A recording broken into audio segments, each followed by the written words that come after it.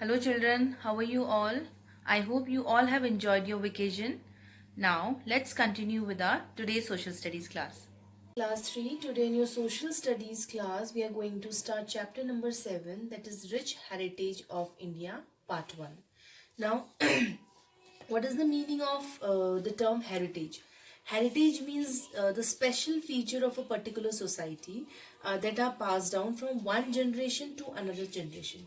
Means the special features of a society that are passed down from one generation to another, like practices are passed down from one generation to another, customs are also passed down, traditions, art forms and festivals are also passed from one generation to another generation. Now, heritage can be of two types. It can be categorized into two heritage. One is the natural heritage and the second is cultural heritage. Now, what are natural heritage? The rich natural heritage uh, of India consists of mountains, valley, deserts, and forest and water bodies. These are the natural heritage that we get from nature. Mountains, valleys, deserts, forests, and water bodies. Okay, so these we get from one. These are the things that are passed from one generation to another by nature. And the cultural heritage means monuments, literature, paintings, music, dances, and festivals. These are the cultural heritage. These are the these are the culture which are passed down from one generation to another generation. Now, here cultural heritage further is also divided into two types, that is material heritage and non-material heritage. Now, material heritage means these includes physical objects. Physical means that we can touch, like monuments, books, paintings, and jewelries. These are the material heritage.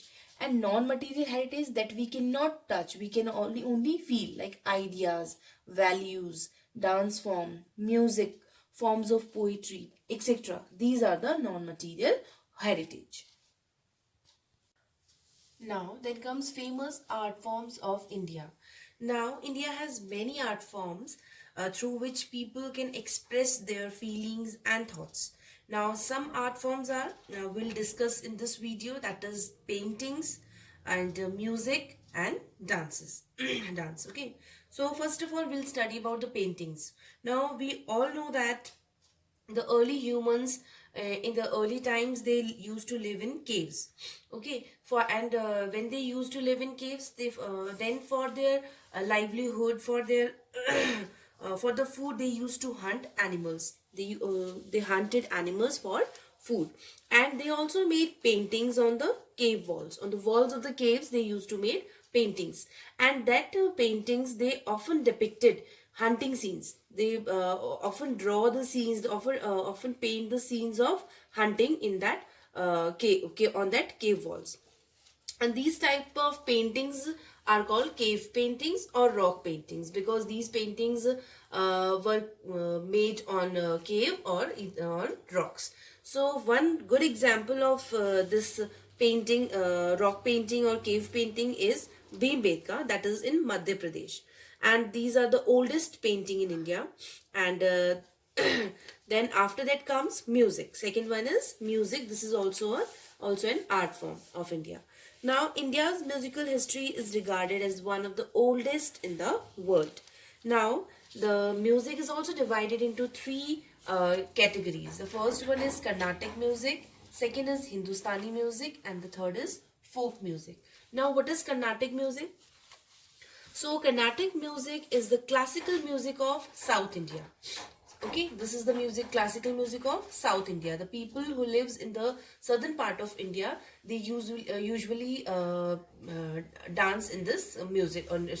Sorry, they usually sing this classical music of South India. Okay. Then is Hindustani music. Now, what is Hindustani music? This music is the classical music of North India. We can see this type of music in the northern part of India. Okay. Then after that comes the third one, that is folk music. Now, what is this folk music? This folk music is, it does not relate to a particular region.